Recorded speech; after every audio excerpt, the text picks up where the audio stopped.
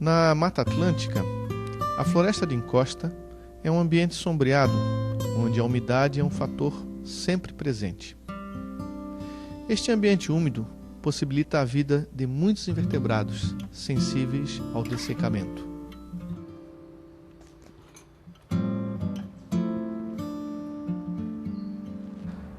Bom, nesse momento a gente se encontra num fragmento florestal plantada, uma floresta plantada, com espécies da Mata Atlântica.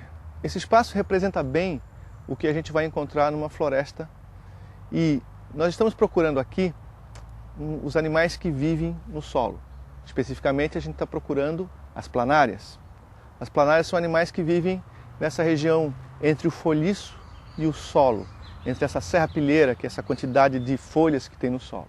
Então, para a gente coletar a planária, nós vamos precisar revirar esse folhiço, nós vamos revirar, levantar rochas, fragmentos de madeira, pedaços de tronco e procurar então esses animais. As planárias, como são predadores, têm uma importância muito grande no ambiente porque elas são controladoras de espécies que vivem nessa região.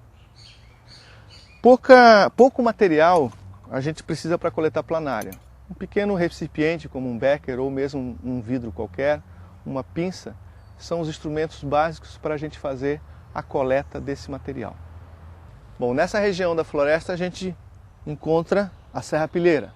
A serrapilheira é caracterizada por essa quantidade de folhas mortas, folhas recém-caídas, pedaços de tronco. Então, o trabalho de coleta é simplesmente a gente procurar levantar o material. Observem que eu sempre estou abrindo o material na minha direção. Porque se embaixo tem uma aranha, um animal peçonhento qualquer, ele vai escapar para lá. Se eu abro dessa forma, o animal vai pular em mim. Então o pesquisador, o professor, precisa ter o cuidado para que não aconteça acidentes. Então sempre abrir para lá. Então procurar aqui embaixo, observar. Pode-se levantar um pouco a folha. Os folhiços. E rastreando e procurando até chegar no solo.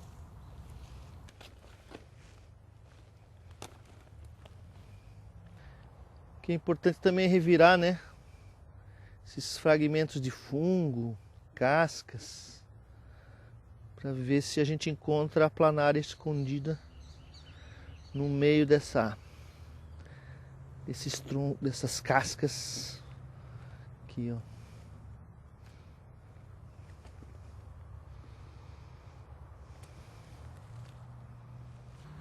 As planárias são animais que nós encontramos em vários ambientes, no ambiente terrestre e nos ambientes aquáticos, tanto de água salgada como de água doce. Aqui nós estamos num ambiente onde encontramos uma lagoa, onde a gente pode, nesse corpo de água doce, encontrar planárias. Entre os animais de simetria bilateral, o Philoplatyhelminthes, representado aqui pelas planárias, apresenta uma característica bem interessante que é a cefalização. A cefalização é a concentração do sistema nervoso na região anterior. Existe uma hipótese de que essa concentração se deve ao momento que esses animais se adaptaram à vida bentônica e passaram a receber o estímulo ambiental, primeiramente na região anterior. O deslocamento de todo o sistema sensorial e nervoso para essa região anterior conferiu-lhes uma vantagem adaptativa. Essa planária do gênero Bipalium, ela é interessante porque a cefalização se apresenta também na morfologia externa, através da formação dessas duas aurículas aqui na cabeça. Na verdade, ela se destaca uma cabeça. Nas planárias, uma característica observada na região ventral é a faringe. Existem vários tipos de faringe. Faringe simples, faringe bulbosa, faringe tubular e faringe plicada. Nesta planária terrestre, do gênero Bipalium, nós podemos observar na região ventral a faringe do tipo plicada.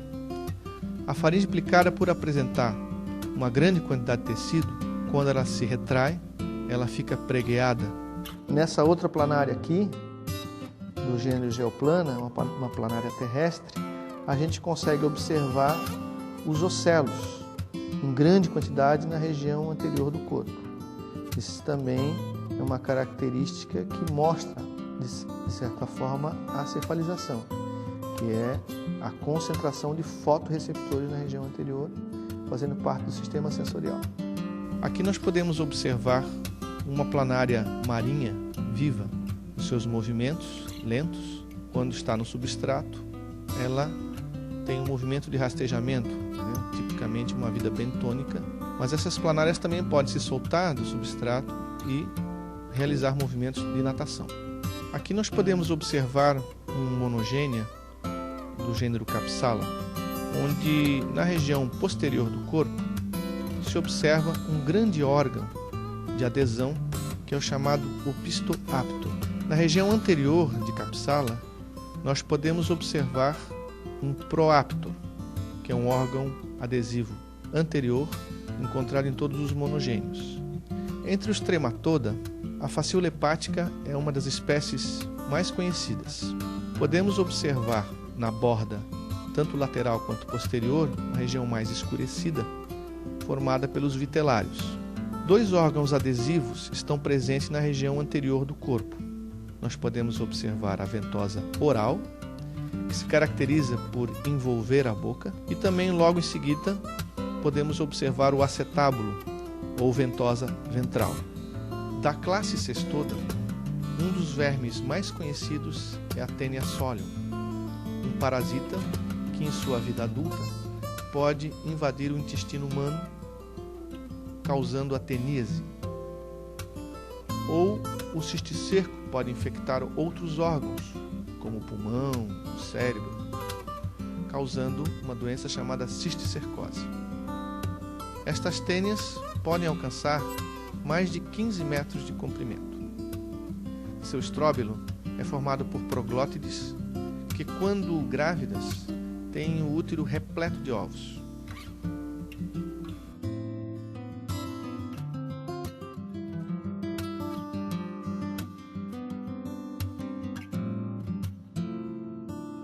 O estróbilo se forma pelo brotamento de proglótides numa região logo atrás do escólex, chamada colo. O escólex, posicionado na extremidade anterior do corpo, caracteriza-se pela presença de órgãos adesivos, como ventosas e o rostelo. Esse rostelo pode apresentar ganchos.